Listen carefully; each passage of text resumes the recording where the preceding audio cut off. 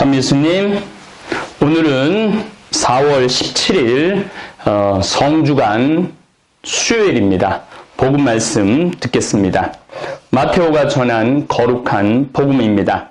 그때 12제자 가운데 하나로 유다 이스카리옷이라는 자가 수석 사제들에게 가서 내가 그분을 여러분에게 넘겨주면 나에게 무엇을 주실 작정입니까? 하고 물었다. 그들은 은돈 30립을 내주었다. 그때부터 유다는 예수님을 넘길 적당한 기회를 노렸다. 무교절 첫날에 제자들이 예수님께 다가와 스승님께서 잡수실 파스카 음식을 어디에 차리면 좋겠습니까? 하고 물었다. 그러자 예수님께서 이르셨다. 도성 안으로 아무개를 찾아가 선생님께서 나의 때가 가까웠으니 내가 너의 집에서 제자들과 함께 파스카 축제를 지내겠다 하십니다 하여라. 제자들은 예수님께서 분부하신 대로 파스카 음식을 차렸다. 저녁 때가 되자 예수님께서 12제자와 함께 식탁에 앉으셨다. 그들이 음식을 먹고 있을 때 예수님께서 말씀하셨다. 내가 진실로 너희에게 말한다. 너희 가운데 한 사람이 나를 팔아 넘길 것이다. 그러자 그들은 몹시 금심하며 저마다 주님, 저는 아니겠지요 하고 묻기 시작하였다. 예수님께서 그들에게 대답하셨다. 나와 함께 대접에 손을 넣어 빵을 적시는 자, 그 자가 나를 팔아넘길 것이다. 사람의 아들은 자기에 관하여 성경에 기록된 대로 떠나간다. 그러나 불행하여라. 사람의 아들을 팔아넘기는 그 사람은 차라리 태어나지 않았더라면 자신에게 더 좋았을 것이다. 예수님을 팔아넘길 유다가 스승님, 저는 아니겠죠 하고 묻자 예수님께서 그에게 내가 그렇게 말하였다 하고 대답하셨다. 주님의 말씀입니다. 그리스도님 찬미합니다.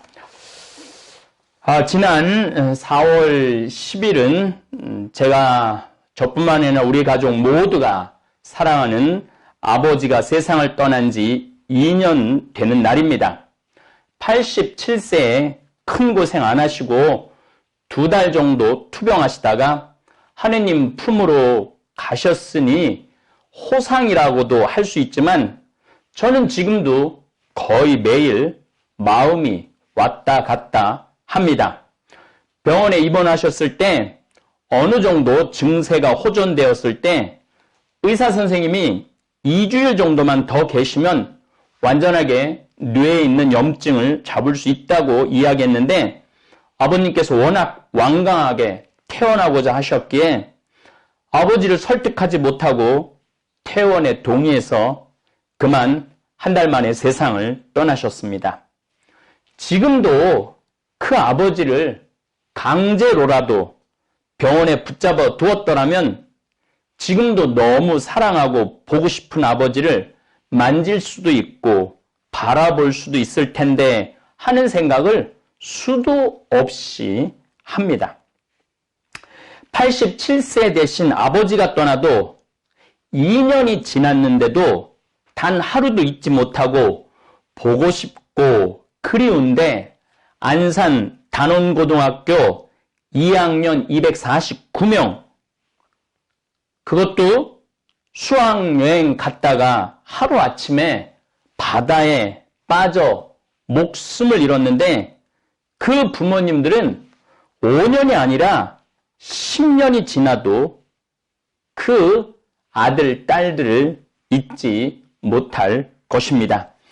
국회의원을 지냈다는 한 정치인이 세월호 침몰 5주년을 하루 앞둔 14일 날 인터넷에 세월호 유가족들 자식의 죽음에 대한 세간의 동병상련을 회쳐먹고 찜쪄먹고 그것도 모자라 뼈까지 발라먹고 진짜 징하게 해쳐먹는다라고 막말을 했습니다.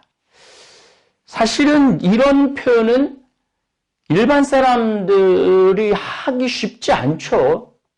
그것도 지도자가 이 사회를 이끌어 나가는 지도자가 할 말로는 이거는 제가 보기에는 정말 상상도 못할 언어를 썼습니다.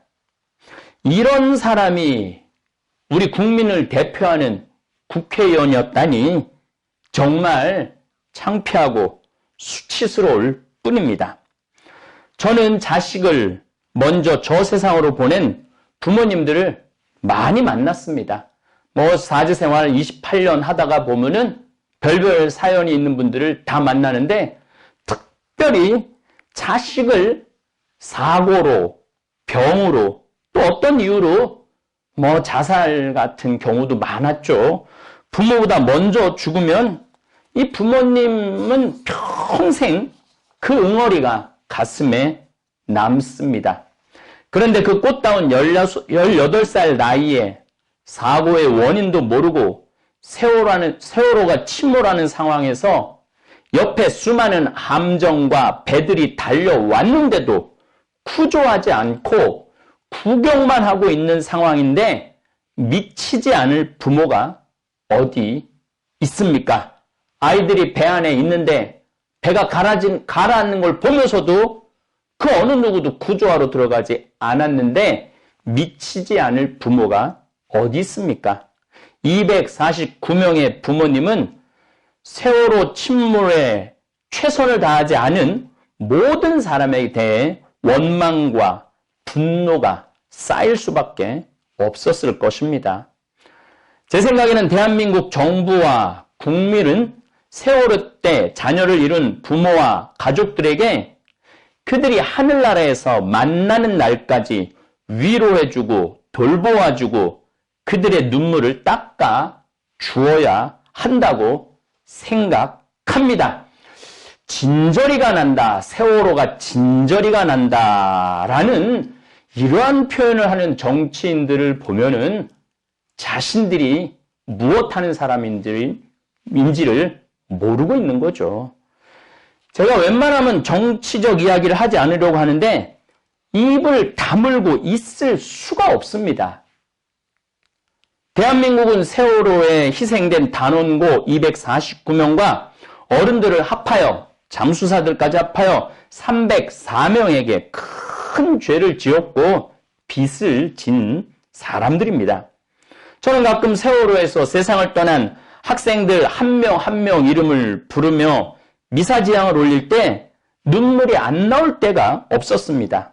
미안해서 대한민국의 어른으로서 그 학생들한테 미안해서 눈물이 안 나올 때가 없었습니다. 다시 한번 세월호 희생자 그 가족들에게 위로의 말을 전합니다. 그리고 분명 말씀드리자면 아이들은 이제 안전하게 하늘나라에서 이 세상에서 보다도 훨씬 행복하게 무리지어 놀고 있을 것입니다. 예수님 품 안에서 그들은 지금 행복한 시간을 보내고 있을 겁니다. 많은 사제들, 종교 지도자들, 수많은 국민들이 그렇게 많이 아이들을 위해서 기도하고 눈물을 흘렸는데 하느님께서 하늘나라로 저는 거두어 주셨으리라고 굳게 믿습니다. 그리고 부모님들의 마지막 날 하늘나라에서 빛나는 얼굴을 하고 부모님들의 아들, 딸들이 먼저 하늘나라에서 그 부모님들을 기다릴 것입니다. 안 그래도 오늘 성수요일이라 강론이 중요했는데 정치인들의 막말 때문에 귀한 강론 시간을 빼앗겼습니다. 오늘 예수님은 최후 만찬을 하시면서 제자들 가운데 하나가 배반할 것이라고 말씀하십니다. 그런데 배반을 결심한 이스가리온 유다가 이미 은전 30입까지 약속받은 이스가리온 유다가 주님, 저는 아니겠지요 하고 묻습니다. 사실 이 말, 주님, 저는 아니겠지요. 이 말은 이스가리온 유다의 말이 아니라 우리가 살아오면서 늘 예수님께 기도하는 말입니다. 예수님, 온 세상 사람들이 다 욕심 투성이의 위선자 투성이입니다. 그러나 주님, 저는 아닙니다. 저는 욕심도 없고 얼마나 진실하게 신앙생활하는지 주님 잘 아시죠? 하고 기도하는 경우가 많습니다. 그럴 때 예수님은 이렇게 말할 거예요. 그건 내 말이다.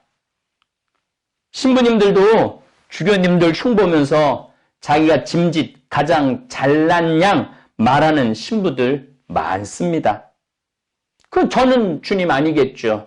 저는 잘 살고 있습니다. 주교님들이 잘 못 살고 있습니다. 이렇게 말하는 신부들 많죠. 교우들도 본당 신부 욕하면서 자기처럼 열심히 신앙생활하는 신자 없다면서 자기처럼 본당 발전을 위해서 하느님 나라 교회를 위해서 희생 봉사하는 사람 없다면서 본당 신부는 일반 신자만도 못하다고 욕하고 뒤에서 모함하는 신자들 많습니다. 주님, 저는 아니겠죠. 생각하는 거죠. 항상 우리는 저는 아니고 남이 문제라고 생각하고 남의 잘못만을 찾아내는 전문가들 많습니다. 심지어 자기 욕심을 숨기고 사람들을 속이고 사기치는 교우들도 많습니다. 지난 우리 박현민 신부님 대녀를 거뒀는데 그 대녀가 배신을 하고 옆에 똑같은 업종을 차렸다는 얘기를 들으면서 정말 그런 일들이 교회 안에서 비일비재하죠.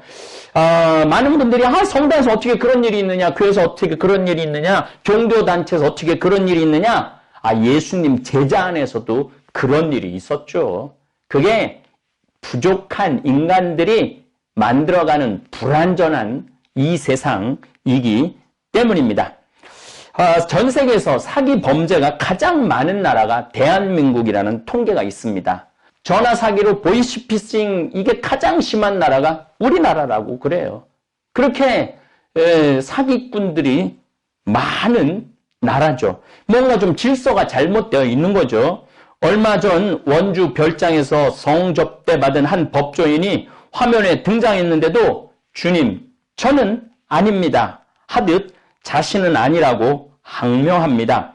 특별히 이스가리온 유다가 예수님을 배반할 여러 가지 이유가 있었는데 12제자 가운데 돈주머니를 맡아서 일을 했습니다. 이 돈주머니가 문제입니다. 인간이 살아가는데 가장 상대하기 힘든 것이 돈입니다.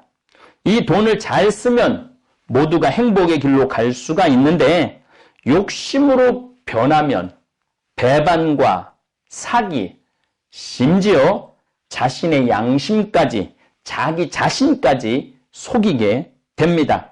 그래서 우리는 어릴 때부터 돈을 제대로 버는 법과 유용하게 쓰는 법을 배워야 합니다. 요즘 재벌의 제3세대들이 마약하고 아주 사회 질서를 흐트러뜨리는 게 제대로 버는 법도 못 배웠고 제대로 쓰는 법도 부모로부터 못 배웠기 때문에 그런 일들이 벌어지는 것이죠. 저는 매 순간 기도합니다. 재물의 유혹에 빠지지 않게 해달라고. 신부가 무슨 재물의 유혹에 빠지냐고 묻는 분들도 계실 텐데 그것은 돈의 속성을 몰라서 하는 말입니다. 일단 사람이 돈을 모으는 재미를 느끼면 그냥 모으는 재미로 돈을 계속 모으게 되어 있어요. 일단 돈이 한번 5억이고 10억이고 모아지면은 그 다음에 30억을 모으고 싶고 30억이 모아지면은 50억으로 키우고 싶고 50억이 모아지면 100억으로 키우고 싶고 이제 그 돈까지야 내가 만져본 적도 없지만은 100억이 생기면 1000억으로 모으고 싶은 게 돈의 속성입니다. 그냥 이유가 없어요. 그냥 계속 모으고 싶은 게 그게 돈의 속성이에요. 권력의 속성, 돈의 속성이죠. 인간의 마음 안에는 재물과 권력의 욕심이 본질적으로 있습니다. 그래서 그것을 통제하고 활용하는 법을 배워야 합니다. 이스가리온 유다는 예수님을 따르면서 재물과 권력을 전혀 엉뚱한 방향으로 생각하고 따라갔습니다. 성당을 나올 때도 처음에는 착하게 살라고 하느님을 흠숭하려고 나왔는데 성당도 사람이 모인 집단인지라 그 사이에서 돈이 오가고 배신이 생기고 권력을 주고받는 일이 생깁니다. 그래서 늘 깨어 있어야 합니다. 사도 바오로의 말씀처럼 으르렁대는 사자처럼 악마는 우리를 죄로 빠뜨리려고 노리고 있습니다. 깨어 기도하는 사람이야말로 하느님의 길에서 벗어나지 않는 비법입니다. 이틀 전 세월호 유가족에게 막말을 한 정치인은 지금도 자신이 정의롭다고 생각할 것입니다. 이 정치인도 예수님께 기도할 때 이렇게 기도할지 모르겠습니다. 주님, 저는 아니겠죠. 그래서 그런지 막말을 해놓고도 자신이 왜 비난받아야 하는지 모르겠다고 인터뷰를 했습니다. 그 정치인은 지금 예수님께 이렇게 말할 것입니다. 주님, 저는 아니겠죠. 우리는 모두 이렇게 기도해야 할 것입니다. 주님, 저는 항상 부족하고 주님의 이름을 헛되이 할 수 있는 약한 인간입니다. 그러니 주님, 저에게 힘과 지혜와 용기를 주십시오. 내일부터는 성3일이 시작됩니다. 성목요일은 신품성사와 성체성사, 고해성사가 제정된 날입니다. 아이러니하게도 예수님은 당신을 두고 도망갈 제자들에게 신품성사를 제정하신 날이 성목요일입니다. 저를 포함한 부족한 모든 사제들을 위해서 기도해 주시고 만찬 미사에도 시간을 내시어 전례, 본당 전례에 함께 해주시기를 바라겠습니다. 이혜인 수녀님께서 이 세월호 우리 아이들을 위해서 5년 만에 시를 한 편 썼습니다. 제가 그 시를 읽어 드리도록 하겠습니다. 그 슬픔이 하도 커서 사계절의 시계 위에서 세월이 가도 우리 마음속의 시계는 2014년 4월 16일 오전 8시 50분 전 국민이 통곡한 세월호의 비극은 세월을 비껴가지 못하고 멈추어 서 있습니다. 5년 전에 그 슬픔이 하도 커서 바닷속에 침몰하여 일어서지를 못하고 있습니다. 유족들께 죄송합니다. 잊으십시오. 기다리십시오. 라는 말을 가볍게 내뱉었던 부끄러움 그대로 안고 오늘은 겸손되이 용서를 청해야겠습니다. 아무런 조건 없이 맑고 어진 마음 모아 함께 울어야 하겠습니다. 바람에 떨어지는 벚꽃 잎을 보며 푸른 바다와 수평선을 바라보며 우리가 하고 싶은 말은 오늘도 변함없이 사랑한다는 것, 미안하다는 것, 잊지 않겠다는 것입니다. 남을 탓하지만 말고 핑계를 대지 말고 눈물 속에 절절히 참회하여 마침내는 파도처럼 일어서는 희망이 되라고 흰 옷 입은 부활의 천사로 한 줄기 바람으로 가까이 와서 그대들이 우리를 다시 흔들어 깨워주세요. 넋두리가 되어버린 이 부족한 추모 글을 용서하세요. 사랑합니다. 이제와 영원히.